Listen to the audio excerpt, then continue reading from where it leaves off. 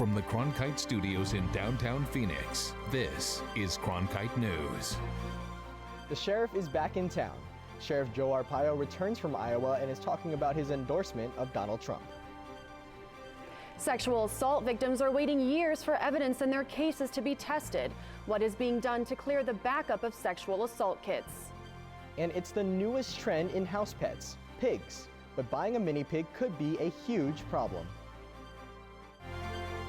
Cronkite News starts now. Good evening and welcome to Cronkite News. I'm Zach Pokleb. And I'm Amber Kawaji. Thanks for joining us. A big story yesterday has become a big event today. Joe Arpaio endorsed Republican candidate Donald Trump in his run for office yesterday in Iowa. Today, he addressed Arizona on that endorsement. Cronkite News reporter Ben Marjat was there when Arpaio addressed the media. Sheriff Joe Arpaio says Donald Trump reached out to get that endorsement about a month ago. So yesterday, Arpaio flew all the way out to Iowa to announce the endorsement in person. At the news conference, Arpaio said that he didn't get the opportunity to sit down with Trump, but still left Iowa feeling confident about his choice. The sheriff says he likes that Trump has an outspoken attitude, speaks from the heart, and that he brought illegal immigration into the national conversation when no one else wanted to talk about it. Arpaio went on to say that he also knows Trump is a controversial choice, but said he wouldn't waver from his decision. I am committed. Whenever I say I'm going to do something, I don't waver. I'm committed to him. So nothing's going to change my endorsement. Arpaio said that Ted Cruz's wife reached out to him regarding an endorsement, but that Trump was the only presidential candidate to contact him personally. In the broadcast center, Ben Marjat, Cronkite News. A record 27 million Latinos will be eligible to vote in the upcoming presidential election. According to a Pew Research study, 21.5% of eligible voters in Arizona are Latino, and some had strong reactions to Arpaio's endorsement of Trump. Latino leaders met in Washington today, and Cronkite News political reporter Katie Bieri was there. Joe Arpaio and Donald Trump may not have been on the agenda for today's panel on engaging Hispanic voters, but you didn't have to look far to find someone with an opinion on Arpaio's recent endorsement. I think that they should lock Donald Trump and Sheriff Arpaio in a room together and see what comes out on the other side. We think this is a message that can be used to develop that national civic education campaign. For national leaders of the Hispanic community, today's news from Arizona was nothing out of the ordinary. So not surprised, but I am actually very hopeful because the organizing efforts of immigrant communities are standing up against people like Joe Arpaio and others. Despite that level of frustration, the panelists here were still faced with two challenging questions. Why aren't Hispanics voting, and what can be done about it? This is about making sure we create a new culture of participation where Latinos participate year in and year out. Cristina, you led or were part of a youth-led movement. Cristina Jimenez, managing director of United We Dream, is optimistic about Arizona's voting future. The community in Arizona has organized itself. They're building power. We have seen many prominent leaders from Arizona that are leading campaigns to improve the lives of immigrants. Another immigration leader, Joshua Hoyt, said the challenge when mobilizing voters in a polarized state like Arizona is overcoming the political divide. I think the people of Arizona need to think about, well, where are we going as a state? And rather than tearing each other apart over things like immigration status, asking a question about how do I get along with my neighbors? So the panel said those neighbors will include more and more Latinos in the years to come. One panel member said that 94% of Latinos in the U.S. under the age of 18 were actually born here. That could definitely affect election results in the years to come. Live in Washington, D.C., Katie Beery, Cronkite News. Armed activists are still believed to be holed up in Malheur National Wildlife Refuge in Oregon. Authorities say the group occupying the refuge has been given ample time to leave peacefully. The standoff has already led to the death of Arizona Lavoy Finicum as well as the arrest of two others. A traffic stop led to a shootout where Finicum was killed yesterday. A total of 8 arrests were made. It's time for everybody in this illegal occupation to move on. There doesn't have to be bloodshed in our community. FBI checkpoints have been set up around the area. Anyone leaving the refuge must provide identification and submit to a vehicle search. Thousands of sexual assault kits sit untested in Maricopa County. Governor Ducey has launched a task force to clear that backlog. But as Audrey Wheel reports, law enforcement officials say the first task is determining exactly how many kits haven't been tested and why. On November 19th, 2009, I was raped. I made the decision to come here so I could have a rape kit completed. Investigators tested Kim Hedrick's kit, and prosecutors convicted her attacker. But for an estimated 2,300 victims in Maricopa County, that's not the case. As a rape victim, thinking that, okay, well, I did this so that that person could be convicted, caught, and then to never have anything done with it is like, oh, really? Just another step that was a breakdown in the process. Governor Doug Ducey is trying to solve that problem.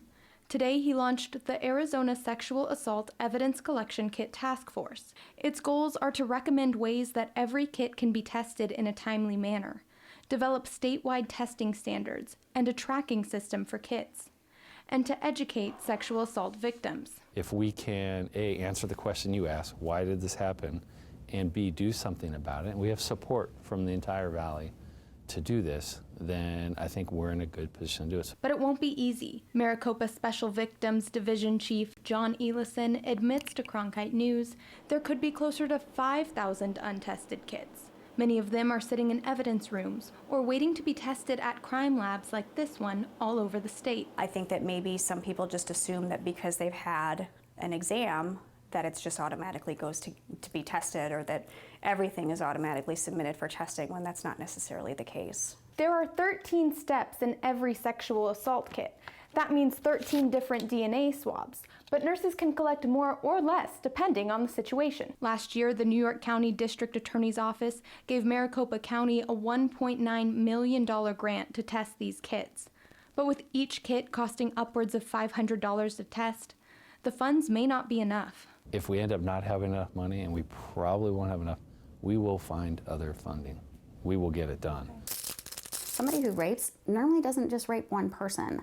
And so you think of having evidence that might say, okay, well, we have a rape kit that was tested now, and then we go through a backlog and we find the same DNA on other rape kits. You think, okay, well, for me, I think that's something that's very important. But as law enforcement deals with backlogged kits, new ones continue to come in. The FBI's latest crime report shows that in 2014, there were more than 3,000 reported rapes in Arizona. In Phoenix, Audrey Wheel, Cronkite News.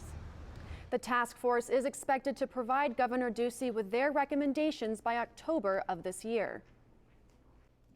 More from the state capitol. 23 Arizona lawmakers opposed to abortion are trying to limit the use of one type of abortion medication. Senate Bill 1324 would prevent the use of a drug used to induce abortions after 7 weeks of pregnancy. The law resurfaced after being ruled unconstitutional in 2012 because it relied on FDA rules that are subject to change. Currently, clinics are able to use the drug up to 9 weeks into pregnancy. The U.S. Post Office has a large place in American history that's still visible in the landscape today. Coming up on Cronkite News, what guided postal pilots before radar that can still be seen today? And how human do we want our robots to be? That question took ASU professors all the way to Washington, D.C.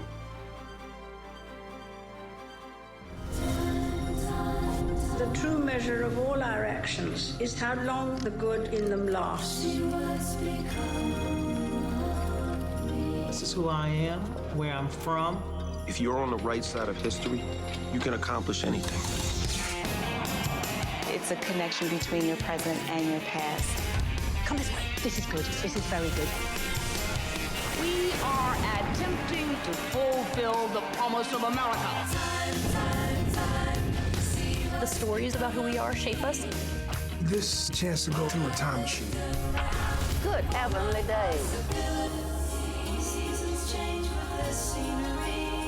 We should know our history. It informs, but it doesn't constrict you. It's a framework to carry out human activity. The sky is the limit. It started a long time ago. Looking for a fun and exciting way to support your favorite program on Arizona PBS? It's as easy as picking up your phone and texting FRIEND to 77948 right now. One simple click and you are ready to make your safe and secure donation using PayPal or your credit card. No phone call needed, and all of your donation will go to support your favorite program here on Arizona PBS. Don't delay. Text FRIEND to 77948 today. The case against two polygamous communities on the Arizona-Utah border continued today in federal court here in Phoenix. The ex-wife of a town leader testified against Colorado City about child custody issues after she decided to leave the church. Defense attorneys say local authorities did assist her with the case.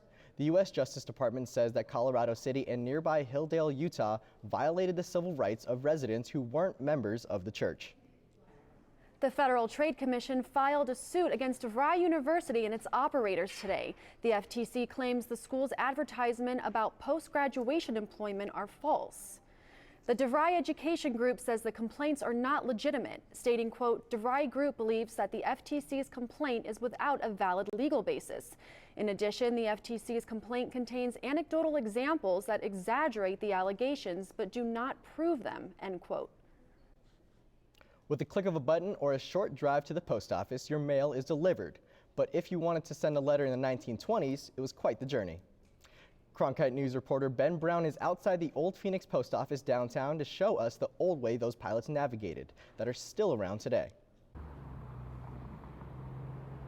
Concrete arrows are scattered across the U.S., 12 of which still remain here in Arizona. It sounds primitive, but it was very effective. And that's exactly how the first airmail pilots navigated the skies. They had to develop some innovative ways because they didn't have the fancy navigational systems. By 1924, along with the concrete arrows, approximately 1,500 beacons lit the way. They've been using those big concrete arrows. They were about 60, 75 feet long, and they were painted bright yellow. And they just pointed, this is the way, just follow the arrow. It was really flying by the seat of your pants. In the 1920s, the United States Post Office Department, with funding from Congress, created the Transcontinental Airmail Service that spanned from New York to San Francisco. During World War II, most of the beacons were taken down due to the scarcity of metal. And although this tower behind me wasn't built in the 1920s to deliver mail, most of the beacons look similar to this. Pilots flew from each arrow and beacon, guiding them along the route to deliver the mail. Compared to what it is now, we had what's called the Adcock range, 4-course range, low frequency, and one side of it would be an A signal and the other side. Rather than several days by train, mail took only 30 hours to go across country by air. But once World War II broke out, these concrete arrows and beacons slowly disappeared. Yeah. By the way, I've got another show. I just got an email this morning from Lion. Although these concrete arrows are now harder to come by, they still capture the imaginations of people who run across them. It fascinates me, and especially when I'm flying along and I say, oh, there's one of those arrows. How cool. The arrows do show up on Google Earth maps, but those aren't updated. Last time I checked, there appeared to be about 18 or so left here in the state of Arizona. In downtown Phoenix, Ben Brown, Cronkite News. From the past to the future and how robots may soon imitate humans. At a panel hosted by the Future Tense Initiative, Cronkite News Washington reporter Wafa Shahid sat down with an ASU professor who had his own take on what the future holds. Robots are really, really cool. I grew up around all kinds of fictional robots, C-3PO and R2-D2 and et cetera. So it's exciting in that sense. It really appeals to the little kid in me. This enthusiasm drives ASU drama professor Lance Garavi's work in the robotics lab at ASU's School of Earth and Space Exploration. He humanizes and expands robots' mental capacities. But why is his work important? Studying robots, working with robots, is really as much about humans as it is about anything mechanical. It makes us ask questions like, who are we? What is it that makes us human? Garavi said he's using his skills in the arts to promote robot autonomy at a discussion panel hosted by the Future Tense Initiative. There's a sense among humans that goes all the way back to the days of Frankenstein that inevitably there's something fishy about these robots. Barone and others on the panel said the image of robots in popular culture, from killer bots to docile servants, can be hard to overcome. I'm here both to caution humans to genuinely be concerned, but additionally, as long as we abide by Isaac Asimov's 3 laws of robotics, we should be fine. For those concerned about the rapid advance of robots, Garavi has some words of comfort. Humans, he said, can still do the robot dance better than a robot can. In Washington, Wafa Shahid, Cronkite News. The Phoenix Suns may be struggling on the court, but players are still role models for kids across the state. Coming up on Cronkite News, how the Phoenix Suns are teaching Valley kids to get fit. And the latest in diet trends. Experts tell us what's a fad and what's fact. In the middle of rather a drama. I've been thinking about the circumstances of the crime and the nature of love. It's romantic, is it? Isn't it? Seems to me as if the answer is right in front of you. I'm a high-functioning sociopath. You are being irrational. Need to go. Will you do a blood test? No. You want to hit me now? Do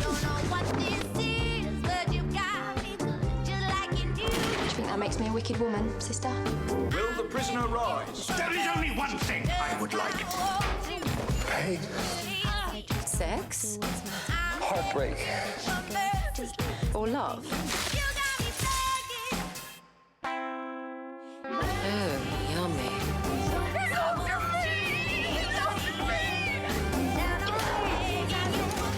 Stop it! Papa? Is everything all right in there? This is a box that showed you a world beyond your own. It was just a box, but the world has changed, and so have we. And now the box can be almost any size or shape.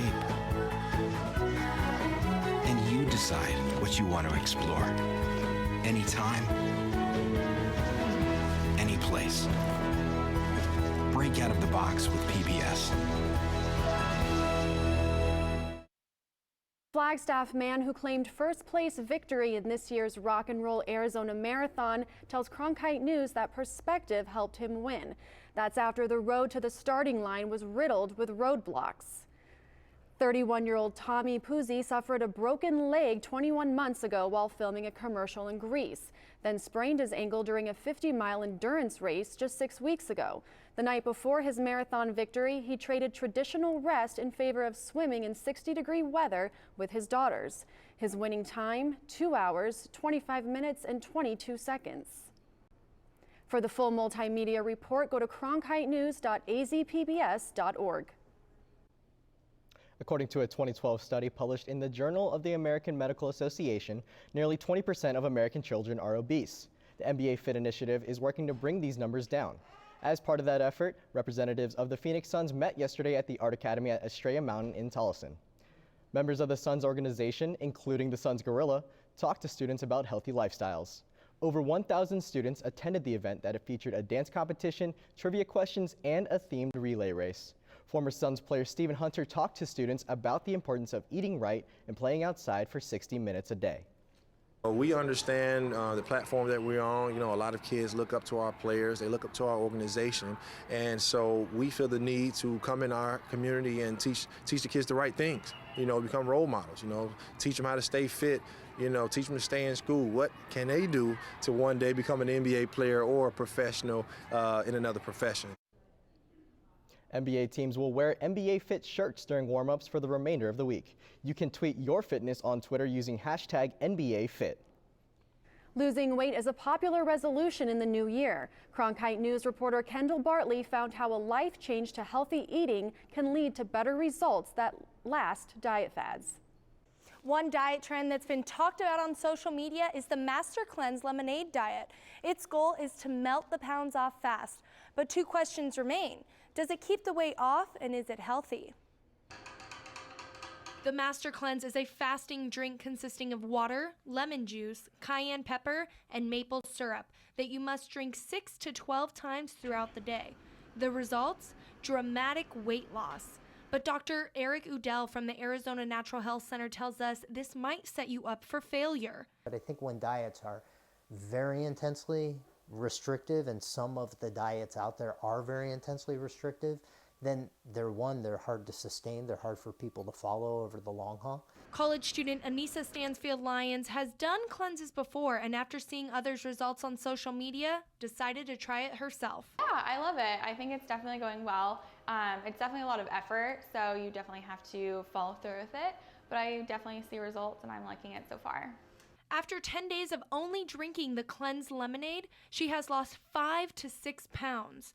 But Dr. Udell said that short fasts should only be used to jumpstart a better, more healthy eating plan.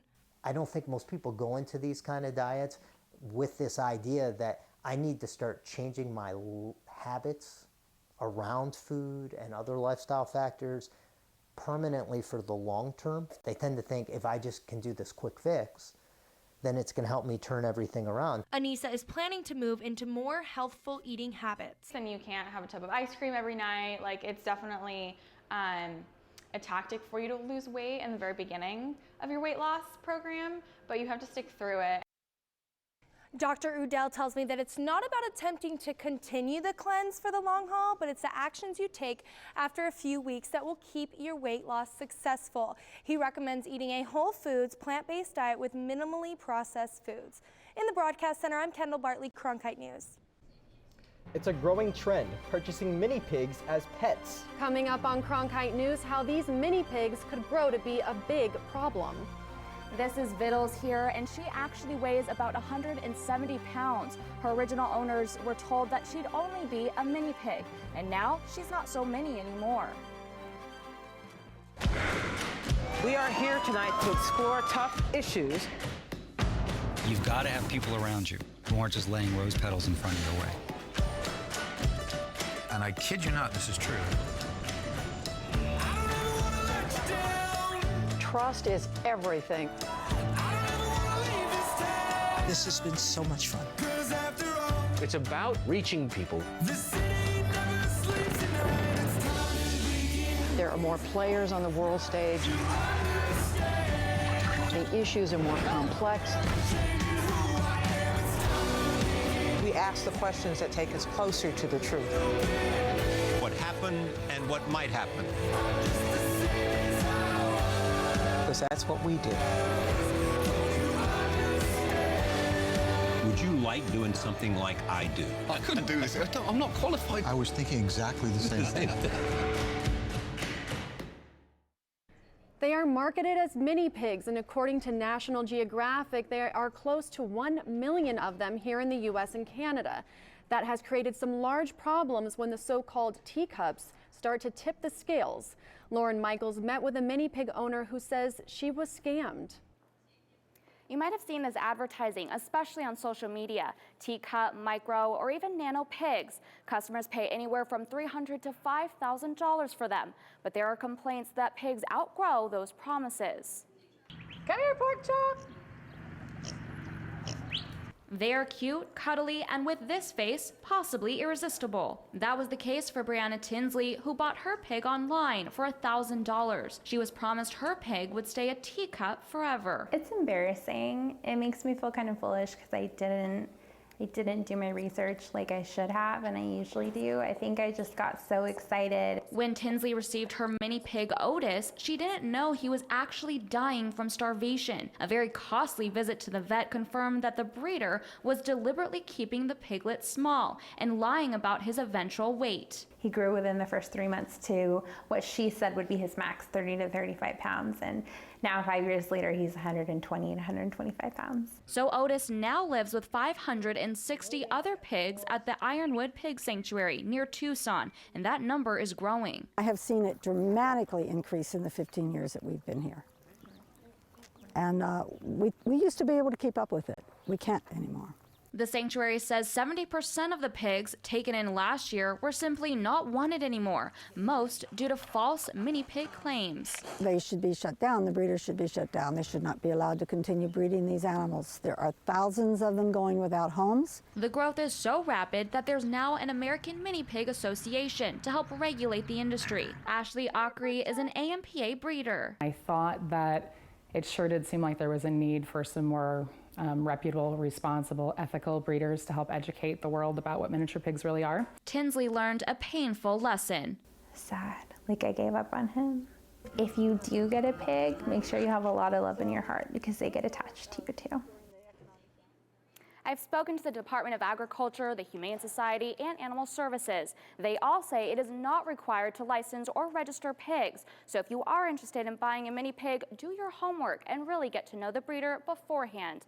In the broadcast center, Lauren Michaels, Cronkite News. Cronkite News is proud to be the news division of Arizona PBS. Here's what's coming up on Arizona Horizon and PBS NewsHour. On the next Arizona Horizon, Phoenix Mayor Greg Stanton joins us in studio to discuss a variety of city issues, and we'll have our weekly legislative update with the Arizona Capitol Times. I'm Judy Woodruff. On the next NewsHour, Miles O'Brien unpacks new research on the potential of artificial intelligence. That's Wednesday on the PBS NewsHour.